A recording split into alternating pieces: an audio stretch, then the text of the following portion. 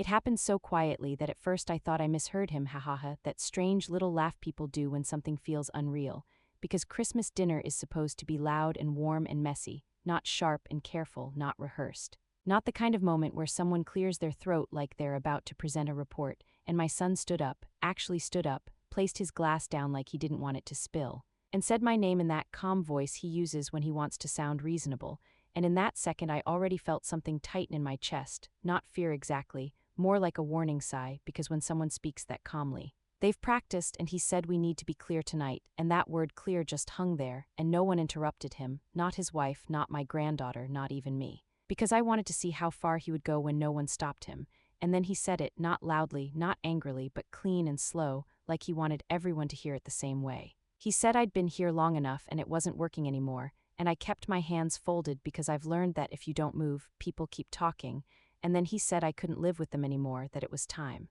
And his wife murmured something about space and boundaries without looking at me, sigh, boundaries, such a polite word for pushing someone out, and then he said it again, the word burden, as if repeating it would make it more reasonable. And the room went so quiet I could hear the hum of the refrigerator, and that silence told me everything I needed to know, because silence means agreement, or at least comfort with cruelty, and I nodded once, just once. Because there was nothing to argue with, you can't argue with a decision that's already been made, and when I said if that's what you've decided, his eyes flicked up like he expected tears or begging or anger, something to confirm his power. And when none of that came, he looked almost confused, and he asked if that was it, if I didn't want to talk about it, and I said no, because what's there to talk about when someone has already named you, and his wife looked relieved at that. Relieved like she'd been holding her breath, and she said they'd give me time, a little time, and I said no, you won't, and that surprised them more than anything, because people who think they're being generous hate when you refuse the terms. And my son leaned back and said, see, this is what I mean, you make everything difficult, ha,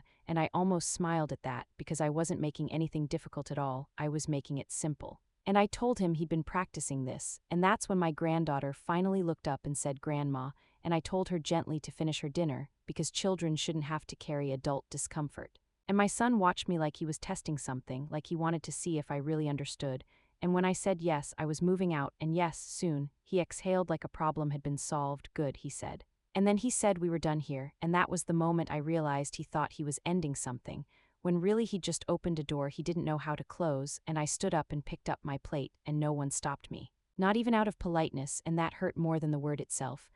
Because it's one thing to be pushed out, it's another to realize no one will reach for you when you go, and that night I packed quietly while the house slept. The kind of quiet where even the floorboards sound loud, and when my daughter-in-law appeared in the doorway and said I didn't have to rush, I told her I wasn't rushing, I was finished, and she tried to soften it. Said they never meant it the way it sounded, and I told her it sounded exactly the way it was meant. And when she started listing costs, the house, the food, the utilities, like she was justifying something to herself, I nodded and let her talk because people reveal more when you don't interrupt them. And when I told her the electric account was in my name, and the internet too, I saw the flicker in her eyes, the recalculation. And she said they reimbursed me, and I said they never had, not once, and that's when her certainty cracked just a little, and she said that wasn't fair, and I said fairness had nothing to do with it, it was just how things were. And when she asked if I was leaving because of money, I told her no, I was leaving because I'd been named, because once someone calls you a burden, you don't stay and prove your worth, you leave and take your weight with you.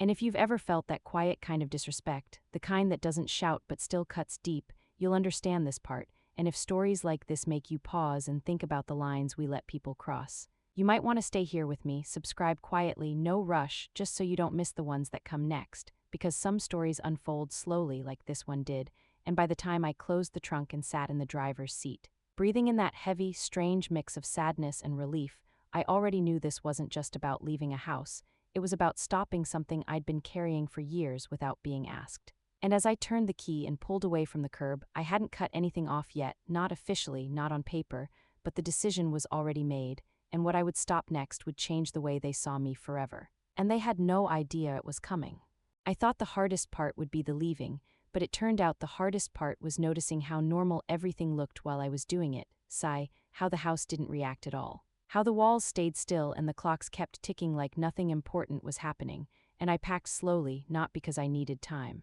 but because I wanted to see if anyone would wake up and ask a question that wasn't about convenience, and the hallway creaked once and I froze, listening, heart thumping like a teenager sneaking out, ha, but nothing followed. So I kept folding, shirts first, then sweaters, then the small things people forget you notice, the spare batteries in the drawer, the extra towels under the sink, the stack of mail no one else ever opened. And as I worked, I kept replaying the word in my head, burden, not angrily, just curiously, like I was turning it over to see what it really meant, because if I was such a burden. It was strange how much of the house rested quietly on my shoulders without anyone naming it, and when my daughter-in-law appeared again, leaning against the doorframe with that careful tone people use when they want to seem kind without changing anything, she told me again I didn't have to rush, that I could take my time. And I realized then how people love to offer time when they've already taken space, and I told her I was finished, and she watched my hands like she was counting something, not the boxes but the calm. And she said they never meant it the way it sounded,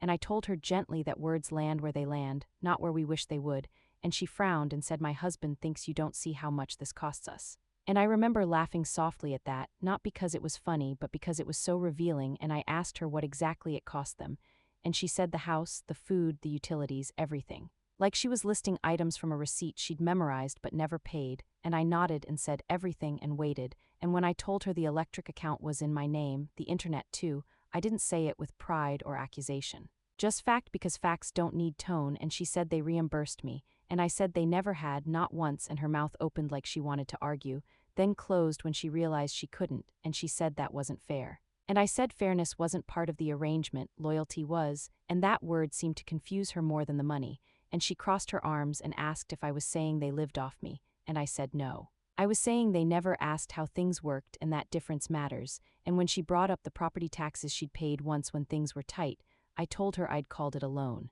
And the look on her face told me her husband had never passed that detail along, and that's when I understood something important, not about money but about stories, about who gets to tell them and who gets edited out. And when she asked if I was leaving because of money, I told her no, I was leaving because I'd been named, because once someone defines you out loud, staying only teaches them they were right, and she lowered her voice then. Said he didn't mean burden the way it sounded, and I told her he'd practiced it, and people don't practice accidents, and when I carried the last box past her, she stepped aside without touching me. And that space felt wider than the hallway itself, and outside the night air felt heavier than it should have, like it was pressing against my lungs, and I closed the trunk quietly, the soft click sounding final in a way I hadn't expected. And my phone buzzed in my hand, and I didn't check it because I already knew who it would be and what it would say, and I sat in the driver's seat and breathed, just breathed, the way you do after holding it too long without realizing. And if you've ever been the person who keeps things running without being noticed, the one who smooths and pays and fixes and stays quiet so everyone else can feel comfortable,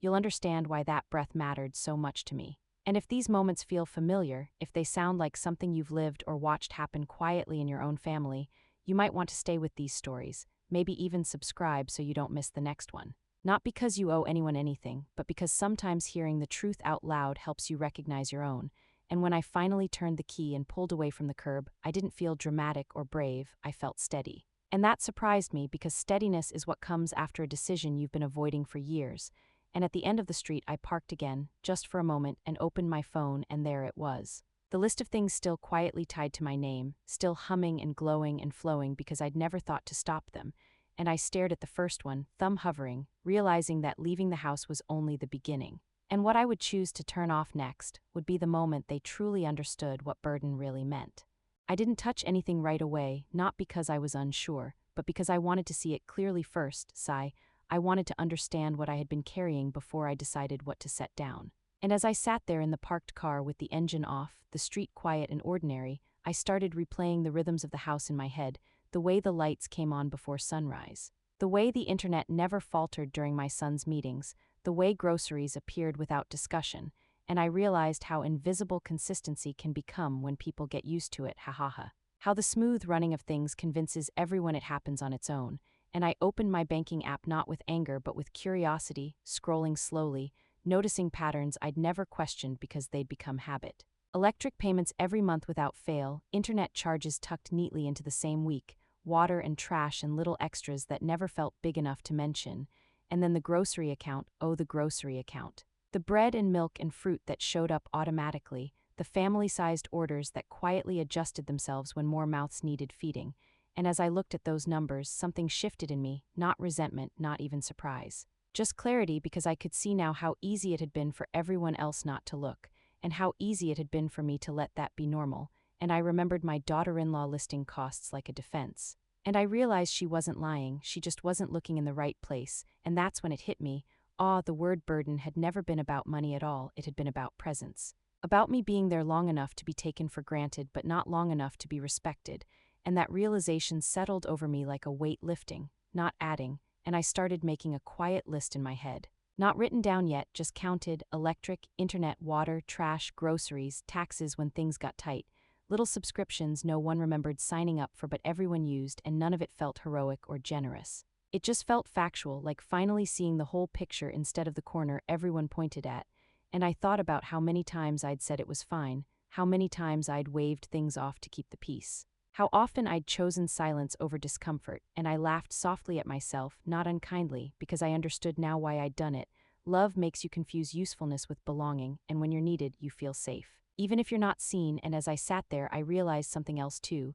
something that surprised me more than the numbers, which was how calm I felt. There was no rush, no pounding heart. Just a steady sense that I finally knew what was mine and what wasn't. And if you've ever been the one who quietly fills the gaps, who notices what's missing and fixes it before anyone else has to, you know this feeling. The moment when you see the whole structure and realize you're one of the beams holding it up. And maybe this is a good moment to pause with me for a second, because stories like this aren't just about one family or one dinner. They're about patterns people live inside without naming, and if listening to this makes you reflect on your own boundaries or the things you've been carrying quietly, you might want to stay close. Maybe even subscribe so you don't miss what comes next, because sometimes the most important lessons arrive slowly, disguised as ordinary moments. And as I closed the app and rested the phone on my lap, I understood why leaving the house had felt easier than expected. It wasn't because I didn't care, it was because I finally knew the cost of staying, and the cost of staying was continuing to be counted only when it was convenient. And that's when I decided something that felt both small and enormous. I wouldn't announce anything, I wouldn't explain, I wouldn't argue or justify, because explanations invite negotiation. And I wasn't negotiating my place anymore. I would simply stop, not all at once, not dramatically, but deliberately, one thing at a time, the way you untangle yourself from a role you never agreed to audition for. And I thought about my son's face at the table, the confidence in his voice when he said burden, the way he'd leaned back afterward like a decision had been finalized. And I wondered if he had any idea how much of his certainty rested on my quiet participation, and I realized then that certainty without awareness is fragile. It only holds as long as nothing changes, and I smiled. Not because I wanted revenge, but because I knew change was already in motion, and I picked up the phone again and scrolled to the first account, not touching it yet, just looking. And in that pause I felt a strange tenderness for my past self, the one who'd paid and stayed and smiled to keep things smooth, because she'd done her best with what she knew, and now it was time to do something different.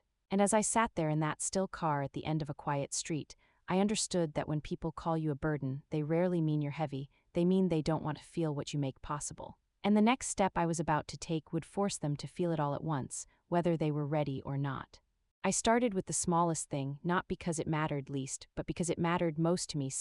the thing people never think about until it's gone, the one that hums quietly in the background and makes everything else feel normal. And as I stared at the screen, my thumb hovered longer than I expected, not from fear, but from habit, because habit whispers that nothing will change if you don't touch it, and I realized how many years I'd lived by that whisper. And I smiled a little, because this time I was listening to something else, something steadier, and when I tapped into the account details and saw my name there, clear and unquestioned, it felt strange, almost grounding. Like proof that I wasn't imagining things, and the app asked if I was sure, and that question felt heavier than it should have, because it wasn't asking about electricity or internet or water. It was asking if I was sure I wanted to stop being useful in a way no one respected. And I thought of the dinner table again, the calm delivery of that word, burden, the way it had been said like a conclusion, and I tapped confirm. And the screen paused for just a second before changing, and in that second my heart gave a small jump, not panic, just awareness, and then it was done. The confirmation sat there politely thanking me. And I let out a breath I didn't know I was holding, because nothing exploded, nothing dramatic happened, the world didn't tilt, it just continued, and that was when I understood how much power there is in quiet decisions. The kind no one sees until the effects ripple outward, and I moved to the next account, slower this time, not because I doubted myself, but because I was paying attention, noticing the ease with which I'd always handled these things. How natural it felt to manage, to maintain, to make sure things didn't break, and I wondered how long my son had assumed that ease belonged to the house itself instead of to me. And as I scrolled, I remembered all the times I'd reset passwords for him, called customer service so he wouldn't have to wait, handled little problems before they grew teeth, and I laughed softly at the memory, not bitterly. Just amused at how invisible competence becomes when it's consistent, and when I removed my name from the next account, the app chimed again, cheerful and final, and I felt something settle in my chest, a calm that wasn't relief exactly. More like alignment, like my actions were finally matching what I felt, and I sat there for a moment doing nothing, phone resting in my hand, listening to the quiet of the car, the distant sound of a dog barking somewhere. A door closing down the street, life continuing, and I thought about how often people confuse silence with weakness, how they assume that if you don't make noise, you don't make choices, and I smiled again. Because this choice didn't need witnesses, and I went on, one account after another, not rushing, not hesitating, just moving through them with a care I'd never given myself before, and each time the screen asked if I was sure. And each time my answer felt clearer because with every confirmation, something else loosened its grip on me, and I realized I wasn't taking anything away, I was returning things to where they belonged, and that thought felt important, grounding. Like a truth I'd been circling for years without naming, and as I reached the grocery account, the list of recent purchases popped up. Bread, milk, fruit, small comforts, family-sized orders, and I paused there longer than anywhere else. Because food feels personal, it feels like care, and I traced the line of past orders with my eyes and felt a familiar ache rise, the ache of providing without being acknowledged, and I whispered to myself, it's okay, not as permission, but as closure, and I turned off the automatic orders, watching the screen update quietly, and I noticed how the app didn't ask if I was sure this time, it just accepted it like it understood. And I leaned my head back against the seat and closed my eyes for a moment, feeling the strange mix of sadness and pride that comes when you stop doing something you were good at because it no longer serves you. And when I opened my eyes again, my phone buzzed just once, a notification lighting up the screen, and I didn't open it, not yet, because I knew that sound would start a new chapter. One filled with questions and accusations and disbelief, and I wasn't ready to step into that noise just yet.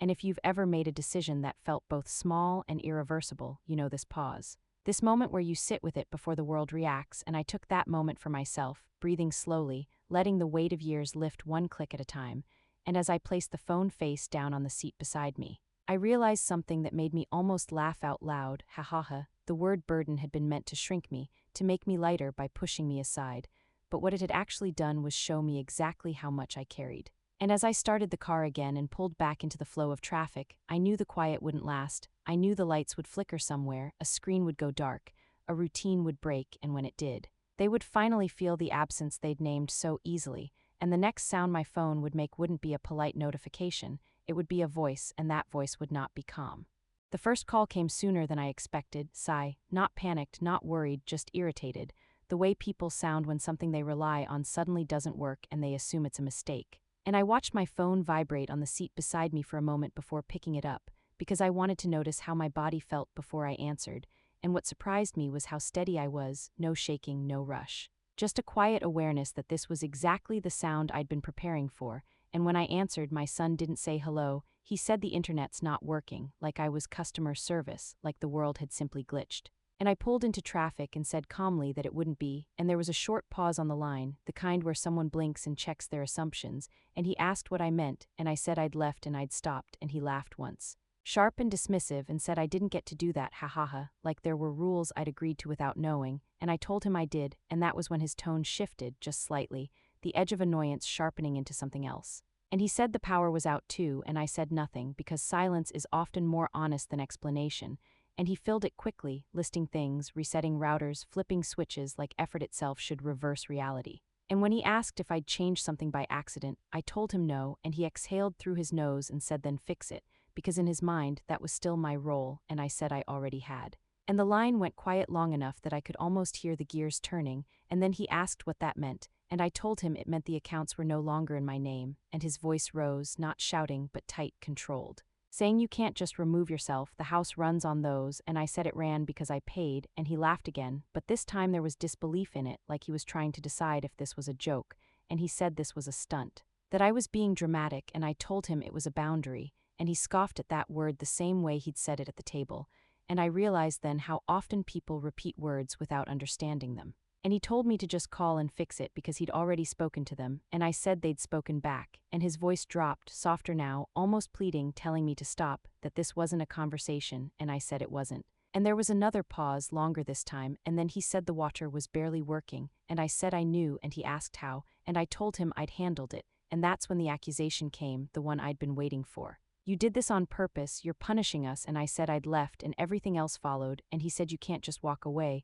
we're family, and I told him he'd decided that last night, and the words hung there between us. Heavy and undeniable, and his voice dropped again, quieter, telling me they had guests coming, that they weren't hosting without power and internet, and I said I wasn't hosting either, and he accused me of enjoying this. And I told him I was quiet and there was a difference, and he muttered something under his breath and told me again to fix it, louder now, more desperate, and I waited before speaking. Because sometimes the most important part of a sentence is the space before it, and I told him I'd also known how to stay, and that staying and fixing were not the same thing, and he scoffed and said I was making them look bad. And I told him I wasn't making them anything, and the line went dead, and the silence that followed felt different from before, heavier, charged like the air before a storm. And my phone buzzed again with a message telling me to call the company and say I'd made a mistake, and I locked the screen and set it down because there was no mistake to correct. And if you're listening to this and you've ever been expected to clean up situations you didn't create just to keep the peace,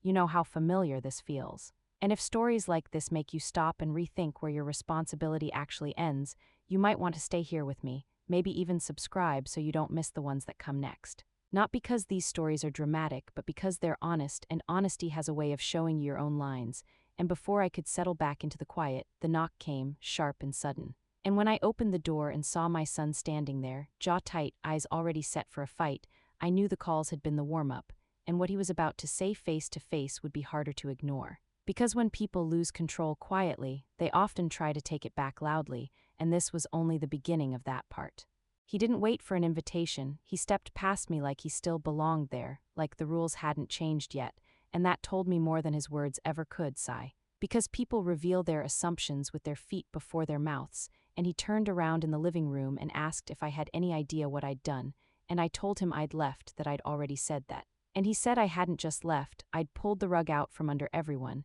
and he kept saying everyone like it was a shield, like if he included enough people his anger would sound justified. And I repeated the word back to him quietly, everyone, and he listed them, his wife, his daughter, himself, like a roll call of inconvenience, and I listened without interrupting because I wanted him to hear himself, and when he finished, breath tight and shoulders raised, I told him he'd told me I didn't belong there, and he snapped back that that didn't mean I got to punish them, and I said I hadn't punished anyone, I'd stopped paying. And that distinction seemed to enrage him more than anything else, because punishment implies intention, cruelty, something he could argue against, but stopping is harder to fight. And he stared at me like I'd insulted him personally and said that as his mother, supporting him was what I was supposed to do, and I asked him quietly whether support meant obedience, and he waved his hand like I was twisting things. Told me not to do that, told me they'd given me a place to live, and I said they'd given me a room, and I'd paid for the house, and his face flushed, not red-hot anger, but the kind that comes when a story cracks. And he said that wasn't how it worked, and I told him that was exactly how it had worked, and he shot back that I ate their food and used their utilities, and I told him I bought the food and paid the utilities. And he scoffed and said I was acting like that made me some kind of hero, and I told him it didn't, it just made me finished, and he said they never asked me to do any of it, that I never had to. And I said they never asked how it was done either, and that silence that followed felt heavier than shouting, because it meant he didn't have an answer ready, and he took a step closer, voice lowering, telling me I was being cruel. And I told him I wasn't being cruel, I was being done, and that word seemed to hit him harder than burden had hit me, because it took away his leverage, and he laughed then, sharp and bitter, asking if I really thought I could just walk away after everything they'd let me have, and I repeated his words slowly, let me have, a chair at the table, a room in a house I helped keep standing. And for the first time he didn't interrupt me, and when he finally said I owed them after all these years, I looked at him and saw not my child but a man counting a debt I'd never agreed to, and that was when my phone rang. Breaking the moment like a crack of light, and the bank's number flashed on the screen, and the woman on the line spoke carefully, telling me they'd flagged unusual activity, multiple password reset attempts from a device they didn't recognize. And as she spoke, something inside me went very still, awe, not scared, not angry, just clear, and I asked her to lock everything, and she told me they already had, and I thanked her and hung up, and before I could set the phone down, it rang again, this time my sister, her voice rushed, telling me my son had called her, saying I wasn't well, saying I was confused, that I didn't remember which bills were mine, and as she repeated his words, word for word, I felt the shape of the situation shift because this wasn't about money anymore, it was about control, and when I told her I remembered perfectly, she hesitated and said he was worried, that he said I'd been forgetting things for a while. And something tightened in my chest then, not panic but resolve, because lies told calmly travel faster than truth shouted. And after I ended the call, more messages came, cousins, family, friends, the same concern, the same careful phrasing. And I opened a notebook and wrote everything down, the times, the calls, the words used, because I understood now that quiet doesn't mean unprepared. And when my son called again, his voice softer, telling me people were worried about me. I told him people should be worried about unauthorized access to my accounts, and there was a pause, then a sigh, and he said he'd been trying to help, that I reused passwords, that I forgot things. And I told him I was thinking clearly enough to write this down, and he scoffed and said I was building a case against my own family, and I told him I was protecting myself. And when he said I wouldn't be in this position if I hadn't overreacted, I told him I wouldn't be in it if he hadn't crossed a line, and he hung up, and I added the call to the list and turned the page. Because at that point it wasn't about proving anything to him anymore, it was about making sure the truth had somewhere solid to stand, and as I closed the notebook, I knew the next steps would be quieter but firmer. And that once paperwork enters a story like this, feelings stop being the loudest thing in the room, and that realization settled over me like a shield, because the next time he spoke, it wouldn't be as a son arguing with a mother. It would be as someone realizing the ground under him was no longer negotiable. By the time I sat down with the notebook open in front of me, the house felt different, not hostile, just exposed, like the walls had stopped pretending this was a family space and revealed what it really was. A place where control mattered more than care, and I wrote slowly, carefully, sigh, because this wasn't about drama, it was about accuracy, the time the bank called, the exact words my sister used. The way everyone repeated the same concern as if they'd been given a script, and that was when it truly sank in, how quickly a story can be planted when it benefits the right person. Because suddenly I wasn't a mother who'd been pushed out, I was a woman who might be confused, overwhelmed, not herself, and I noticed how clean those words were, how gentle they sounded. Because lies wrapped in concern travel farther than lies wrapped in anger, and as I wrote, my phone buzzed again and again, but I didn't answer. Because every vibration felt like another attempt to pull me back into a role I'd already stepped out of, and when I finally did answer one call, it was from someone I'd known for years, her voice cautious, asking if I was okay. Saying my son was worried, saying he thought I might need help managing things, and I listened without interrupting, because I wanted to hear how the story was being told, and when she finished, I said calmly that I was fine. That my accounts were secure, that my decisions were intentional, and there was a pause on the line, longer than politeness, and she said, "Oh, he didn't mention that," and I realized then that truth doesn't need to chase lies. It just needs to be present when asked, and I wrote that down too, the pause, the shift, the moment doubt crept in.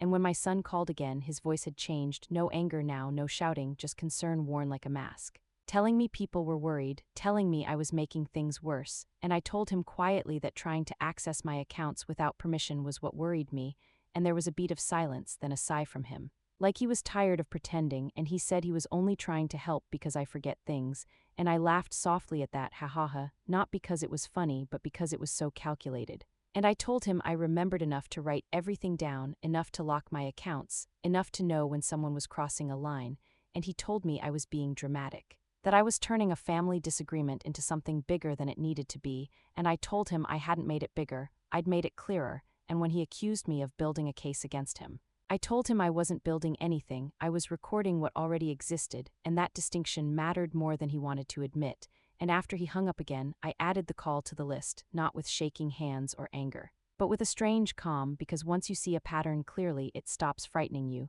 and as I turned the page, I realized how quietly this had shifted from a family conflict into something else entirely. Something that didn't rely on who raised whom or who loved whom, but on facts, timestamps, actions, and consent, and that realization was both sad and grounding, because I never wanted to document my own child. But I also never agreed to be erased by him, and as the afternoon passed, the calls slowed, the messages changed tone, no longer accusing, more questioning, people asking what actually happened, and I answered simply without emotion. Without explanation beyond what was necessary, and I could feel the story loosening its grip on me, because once you stop defending yourself, people start listening differently. And by the time the sun dipped low and the room filled with that soft evening light, I closed the notebook and set it aside, feeling tired but steady, knowing that the next step wouldn't involve arguing or explaining or proving my sanity. It would involve professionals, systems, things that don't bend to family pressure, and that thought didn't scare me the way it once might have, because somewhere between the dinner table and this quiet moment, I'd stopped trying to be understood by people who benefited from misunderstanding me, and that was when I knew the story was about to change again, not with raised voices or emotional pleas, but with doors that only open one way once you walk through them. The office was quiet in a way that felt deliberate, like it was designed to slow people down, and I remember thinking how different that quiet felt from the silence at the dinner table. This one wasn't judgmental, it was neutral. And that mattered because neutrality gives you room to breathe, and as I sat across from the desk with my notebook open, I didn't feel nervous the way I expected to. I felt prepared, and that surprised me. Because preparation has a way of calming fear before it starts, and the woman across from me didn't rush me, she didn't interrupt, she just listened, scanning the notes I'd brought, the dates, the times, the repeated phrases. And when she looked up, she didn't ask why, she asked how often, and that question told me everything about the direction this was going, because why invites emotion and how often invites clarity, and I answered simply, listing the calls. The attempts, the messages that all sounded the same, and she nodded once, slow and thoughtful, and said it was good that I'd written everything down, that documentation mattered, and I felt a small wave of relief at that.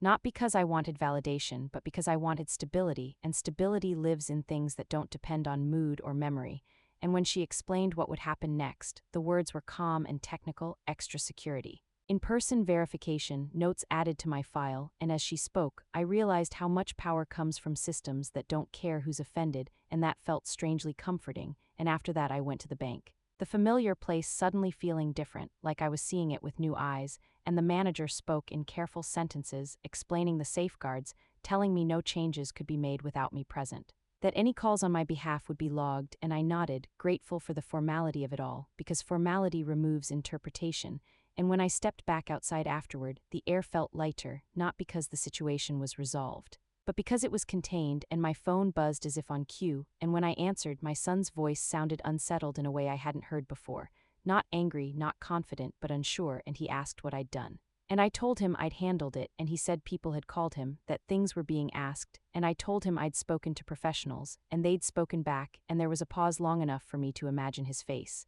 The way his certainty must have been slipping, and he said this didn't have to go this far, and I told him it went as far as he pushed it, and when he said I was treating him like a criminal, I told him I was treating myself like a person, and that silence that followed felt heavier than any argument we'd had, because it meant the old dynamics weren't working anymore, and he lowered his voice and said this was still family. And I said it had been before he tried to erase me, and when he finally admitted that people weren't listening to him anymore, that they were asking questions, I didn't feel satisfaction, I felt something quieter, acceptance. Because truth doesn't need to argue, it just stands there, and after the call ended I sat for a while without moving, noticing how my hands weren't shaking, how my breath was even, how the fear I'd expected never really arrived. And if you've ever delayed taking a step because you thought it would destroy everything, only to find it steadied you instead, you'll understand this moment, and if stories like this resonate with you, if they make you think about where you draw your own lines, you might want to stay close, maybe even subscribe so you don't miss what comes next, not because this is entertainment, but because sometimes listening helps you recognize yourself, and as I drove away, I realized that this part of the story wasn't about confrontation anymore, it was about aftermath. About what happens when someone realizes the story they've been telling no longer holds, and I knew the next time my son called, it wouldn't be to argue or accuse, it would be to ask something else entirely. And that question would tell me whether he was ready to listen, or only ready to regain what he'd lost. The call came late, much later than the others, when the day had already settled and there was no noise left to hide behind, and I recognized the number immediately but not the silence on the line. Because when I answered, he didn't speak right away, and that pause told me more than any apology could have, and when he finally said my name, his voice was lower, careful, like he was stepping onto unfamiliar ground. And he said he'd been trying to reach me, and I told him I knew, and another pause followed, longer this time, the kind where people decide which version of themselves they're going to present. And he said this wasn't how he thought things would go, and I told him I hadn't planned it either, and that was the first true thing he'd said all day, and he exhaled slowly and said everyone was acting like he'd done something wrong. And I told him he had, and he rushed to clarify, saying that wasn't what he meant, that things had gotten out of hand, and I told him they'd stayed in his hands until he dropped them, and his voice wavered then, just slightly. And he said he was trying to protect his family, and I told him he was protecting his control, and he said that wasn't fair, that he just needed me to understand my place. And when I repeated those words back to him, my place, He didn't interrupt, and I could hear him swallow, and he said I was supposed to help, not disappear, and I told him I hadn't disappeared. I'd stepped away, and there was a difference, and the line went quiet again, and when he spoke next, his voice sounded tired, asking how to fix this, and I told him I knew how, but it wasn't my job anymore, and that was when he said it, almost pleading, "You're my mother," and I said I was, but that didn't make me owned. And he let out a sound that was half laugh, half breath, and said people were asking questions, that they didn't believe him, that they thought he'd pushed me out, and I told him he had, and the silence that followed was the longest yet. Because there was nothing left to reinterpret, and when he finally spoke again, he said he never thought I'd go this far, and I told him I never thought he'd call me a burden. And that word sat between us like something neither of us wanted to touch, and after a while he suggested starting over, resetting things if I came back, and I told him no, and he said I wouldn't even try. And I told him I'd tried for years, this was me stopping, and his voice hardened for a moment, then cracked, saying so that's it, and I said that's it, and he stayed on the line as if waiting for something else, an apology, a promise, a softening. And I gave him none, and when the call ended, I set the phone down and didn't reach for it again, because there was nothing left to say, and if you've ever waited for someone to finally understand,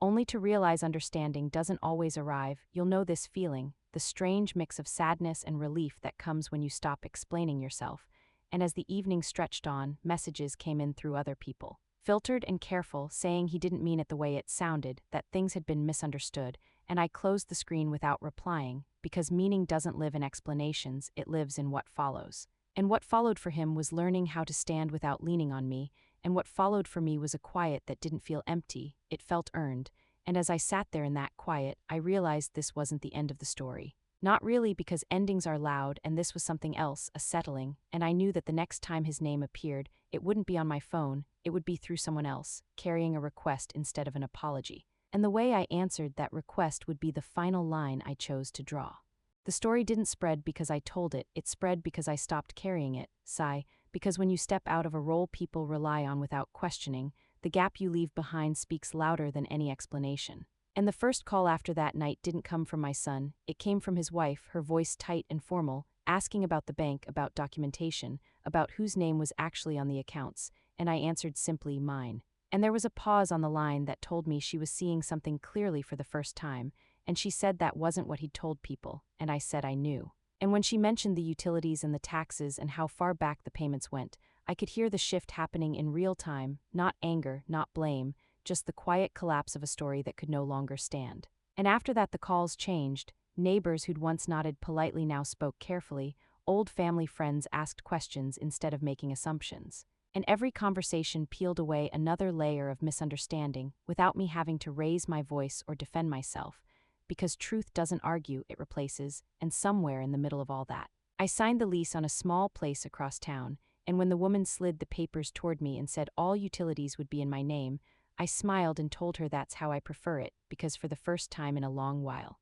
being responsible for myself felt lighter than being responsible for everyone else. And when I carried the last box inside, my sister stood in the doorway, looking around quietly, and she said she hadn't known, not about the money, not about how much I'd handled, and I told her I hadn't asked anyone to know, and she nodded slowly and said I'd held a lot, and I said yes, and when she asked if I was going back, I said no, and that word felt settled. Not sharp, and she told me she was glad I'd stopped, and I realized I was too, because stopping wasn't quitting, it was choosing, and weeks later, my son's name appeared on my phone again, not as a call but forwarded through someone else. A message without greeting or apology, asking if I'd help him sort things out, and I didn't reply, not out of anger, but because help offered after respect is different from help demanded before it, and later that day my sister returned. Careful again, telling me he was struggling, that he hadn't realized how much I handled, that he thought if I explained it to him things might calm down, and I told her I already had explained, I'd just stopped repeating myself. And she studied my face for a moment and said I seemed lighter, and that surprised both of us, because I hadn't been trying to feel lighter,